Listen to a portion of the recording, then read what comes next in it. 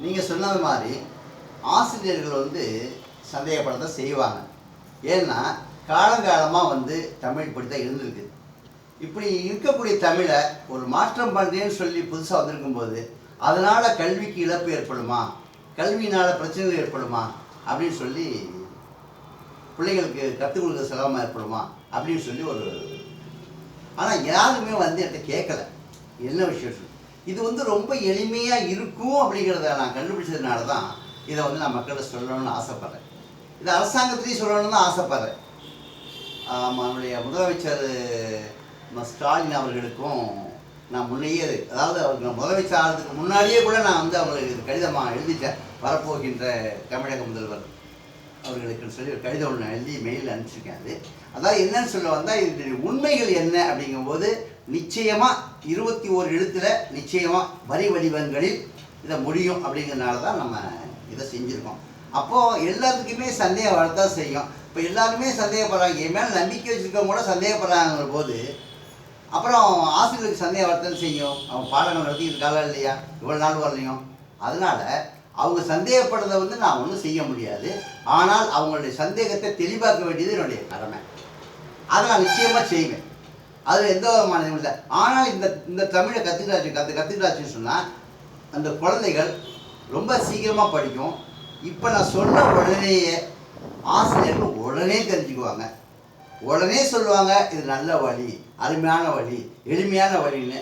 எந்த ஒரு ஆசிரியரும் நான் சொன்ன உடனே நிச்சயமாக கற்றுக்குவோம். அது சொல்லுவாங்க, எனக்கு நிச்சயமாக எனக்கு பதில் அவங்களது கிடைக்கும். இது நல்ல வழிங்க, அருமையான வழிங்க, எளிமையான வழிங்க, உண்மையான வழிங்க அப்படின்னு சொல்லி நிச்சயமாக ஆசிரியர்கள் சொல்லுவாங்க. ஏன்னா அவ்வளோ எளிமைங்கிறத நான் வந்ததுனால தான் என்னால் வெளியிட முடியலை. அவ்வளவு எளிமைனாக்கா எவ்வளவு எளிமைன்னு சொன்னால் எந்த ஆசிரியர்கள் வந்தாலும், எந்த பேராசிரியர்கள் வந்தாலும், தமிழ் ஆர்வலர்கள் யார் வந்தாலும் தமிழை பற்றிய ஒரு, ஏன்னா என்னுடைய தமிழினுடைய ஆர்வம் வந்து இப்போ இல்லை. நான் எப்போ வந்து 5 வயசாக இருக்கும்பொழுது, 5 வயசில் எனக்கு 8 வயசாக இருக்கும்பொழுது என்னுடைய பாட்டி ஒரு புக்கு ஒன்று கொடுத்தாங்க, சீராபுராணங்கிற புக்கு. அது எங்களுடைய பரம்பரையாக வந்த புக்கு. கிட்டத்தட்ட ஒரு 100-200 வருஷங்களுக்கு முன்னாடி வந்த ஒரு புக்கு. அந்த புக்கை கொடுத்தாங்க. அதுலேயே நான் படிக்க ஆர்வப்பட்டேன். அந்த புக்கில் இருந்து தமிழ் ஆர்வமே அப்போ தான் வந்தது. அப்பொழுது எனக்கு தமிழ் ஆர்வம் தான். அப்படிங்கும் அந்த சின்ன ஒரு ஆர்வமாக ஏற்பட்டது. இன்றைக்கி வந்து இந்த அளவுக்கு எனக்கு கண்டுபிடிக்கிற அளவுக்கு எனக்கு இடம் கொடுத்துருக்கான்னு சொன்னால் ஒரு இது எனக்கு ஒரு நல்ல ஒரு சந்தோஷமான செய்தி தான். இது இப்போ இல்லை, எனக்கு 25 வருஷத்துக்கு முன்னாடி சந்தோஷம் தான். இதில் முழுமையான நம்பிக்கை எனக்கு இருந்துகிட்டே இருக்குது. இன்றைக்கி வரையும் எனக்கு இருந்துகிட்டு தான் இருக்குது. இப்போவே மக்கள் ஏற்றுக்கிறேன்னாலும் கூட இன்னும் ஒரு காலத்தில் நிச்சயமாக ஏற்றுக்குவாங்க. பின்னர் காலத்தில் நிச்சயமாக வருங்கால மக்களுக்கு என்னால் முடிந்த ஒரு உதவியை நம்ம செய்யணும்னு ஆசைப்பட்டேன். அதுக்காக நான் இப்போ கொடுக்கணும்னு நினைக்கிறேன். மக்கள் ஏற்றுக்கிட்டா, அரசாங்கம் ஏற்றுக்கிட்டா மிகவும் நல்லது. அதனால் வந்து நான் இதுக்காக நான் அதுக்கு மேலே என்ன பேசுறது எனக்கு தெரியலை. ஆண்டவதியால் நிச்சயமாக மக்கள் ஏற்றுக்குவாங்க. வெகு விரைவில் அதை நம்ம வந்து கொடுப்பேன், மக்கள்கிட்ட கொடுப்பேன். நிச்சயமாக நீங்களும் பார்ப்பீங்க. உங்கள்கிட்ட சொன்னால் கூட இப்போ கூட நீங்களே படிக்க ஆரம்பிச்சுடுங்க, அதில் சந்தேகமே இல்லை. சொல்லுங்கம்மா, உங்களுக்கு என்ன பிரச்சனை? இப்போ யாராவது கேட்குறீங்களா? கேளுங்க, ஒன்றும் பிரச்சனை இல்லை, கேளுங்க. சந்தேகப்பட்டு தான் கேட்கணும். எனக்கும் சில சந்தேகம் இன்னும் இருந்துட்டு தான் இருக்கு. நீங்கள் இவ்வளோ பேசியும் ஆனால் சந்தேகம் இருக்குது, இது உண்மையா அப்படிங்கிறது என்னால் நம்ப முடியல இன்ன வரைக்கும். நீங்கள் எவ்வளோ சொன்னாலும் அது முடியுமா? எத்தனை ஆயிரம் வருஷமாக இருக்குது தமிழ், அதை நீங்கள் புதுசாக சுருக்கியிருக்கீங்க அப்படின்னு சொல்லும்போது எல்லாருமே சந்தேகத்தோடு தான் பார்ப்பாங்க. எனக்கும் அதுமாதிரி சந்தேகம் இருக்க தான் செய்யுது. நீங்கள் எப்போ சீக்கிரம் வெளியிட்டுருங்க, அப்போ தான் எல்லாத்துக்கும் மக்களுக்கு வந்து சந்தேகத்தை வந்து தெளிவுபடுத்திக்க முடியும், எல்லாரும் நம்புவாங்க. அப்போ தான் சரி, ஓகே. நீங்கள் சொல்ல ரைட்டு, நான் ஒத்துக்கிறேன்.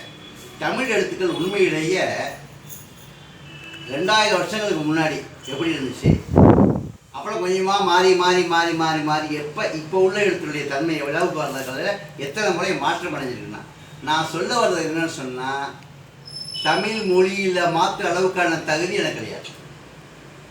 தமிழில் வரி வடிவத்தில் மட்டும் ஒரு சிறு மாற்றங்கள் செஞ்சால் போதுங்கிறதான் நான் சொல்லியிருக்கேன். புரியுதா உங்களுக்கு?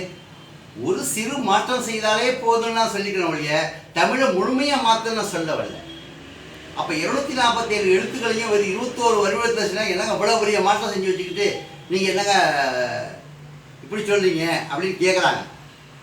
என்ன அந்த எழுத்து தான் வரப்போகுது. நான் என்ன சொன்னேன்னா, ஒளி வடிவத்தை நான் மாற்றவே இல்லை.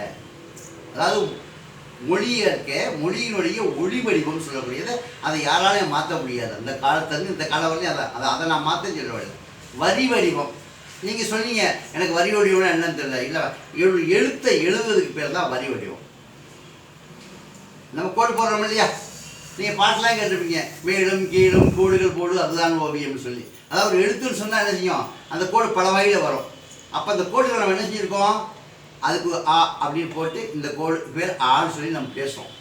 இந்த ஆண் இல்லாமல் இன்னொரு எழுத்தை நம்ம ஆண் அதை படிச்சிட்டோம்னா அதை தண்ணிக்கு படிப்போம். இப்போ ஏபிசின்னு சொல்கிறாங்க, அவங்க கொடுத்துருக்காங்க. அப்போ அவங்க வந்து இங்கிலீஷில் ஆங்கிலத்தில் கொடுத்துருக்காங்க ஏபிசிடின்னு சொல்லி. அப்போ ஏபிசின்னு அவங்க கொடுத்துருக்காங்கன்னா அதுக்கு ஏன்னா இது ஏ, இது பி, இது சின்னு சொல்லி கொடுத்துருக்காங்க. அப்போ மனிதர்கள் தங்களுடைய பேச்சுக்களை, தங்களுடைய வார்த்தைகளை, தங்களுடைய பேச்சுக்களை என்ன செய்யணும், ஒளி வடிவமாக்கணும். ஒளி வடிவம்னாக்கா மற்றவங்களுக்கு கேட்கணும், கேட்ட வார்த்தையை திரும்பி மற்றவங்களுக்கு தெரிஞ்சுக்கணும். அப்படிங்கிறதுக்காக ஏற்பட்டது தான் எழுத்து வடிவம். எழுத்து வடிவம்னா என்ன, ஒரு வார்த்தை நம்ம சொல்கிறோம், வாருங்கள் அப்படின்னு சொல்கிறோம். இந்த வாருங்கள்னு சொல்லக்கூடிய வார்த்தையை என்னென்ன எழுத்து போட்டு வாருங்கள்னு சொல்கிறோமோ அதுதான் அந்த வார்த்தை எழுத்து. அந்த வாருங்கள் அப்படி வணக்கம் அப்படி சொல்லக்கூடிய வாருங்கள் வணக்கம்னு சொல்லக்கூடிய வார்த்தைக்கு அதை வரி வடிவமாக நம்ம ஏற்படுத்திருக்கோம். இந்த தான் அப்படின்னு ஃபிக்ஸ் பண்ணியாச்சு. சொல்லப்படுதா உங்களுக்கு, ஃபிக்ஸ் பண்ணியாச்சு. இந்த வாருங்கள் வணக்கம்னு சொல்லக்கூடிய வார்த்தையை இப்போ வாயினால் சொல்லிட்டேன். வாருங்கள் வணக்கம் அது எப்படி காமிக்கிறது, அவங்க இதெல்லாம் சொன்னாங்க, அவங்க என்ன சொன்னாங்க அப்படின்னு எங்கேயோ உள்ளவங்களுக்கு எப்படி தெரியப்படுத்த முடியும். அவர்கள் வாருங்கள் வணக்கம் என்று சொன்னார்கள்னு சொல்லி எழுதி அனுப்பணும் இல்லையா. அப்போ தான் நான் இங்கே சொன்னது என்ன விஷயம் தெரிய வரும், இல்லைன்னா விஷயம் தெரிய வரையாது. என்னமோ சொன்னாங்க அப்படிங்கும்போது என்ன சொன்னாங்கன்னு தெரியாமல் போயிடும்.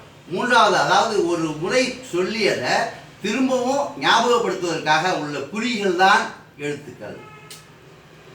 இப்போ நான் என்ன சொல்ல வரேன், வரி வடிவில் தமிழ் புதுமை அப்படிங்கிறது தான் சொல்கிறேன் ஒழிய நான் அவங்க ஒளியை மாத்திரைன்னு சொல்லவே இல்லை.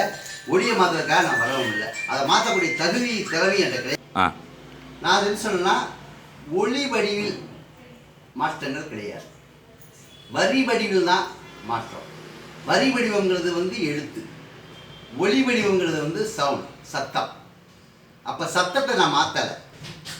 காதான், கீதான், பூதான், ஆதான். அந்த சத்தத்தில் எதையுமே நான் மாற்ற கிடையாது. வரி வடிவத்தில் மட்டும்தான் சிறு மாற்றம், ரொம்ப பெரிய மாற்றம் சுத்தமாக எல்லாத்தையும் கம்ப்ளீட்டாக மாற்றில, ஒரு சிறிய மாற்றம். அந்த மாற்றத்தினால் வரக்கூடிய பிரதிபலன், வரக்கூடிய பலன் நம்ம தமிழக மக்களுக்கு ரொம்ப இதாக இருக்கும். அதான் சொல்கிறேன், தமிழ் எழுத்திலே ஒரு புதுமை, தமிழ் எழுத்துக்கே பெருமை.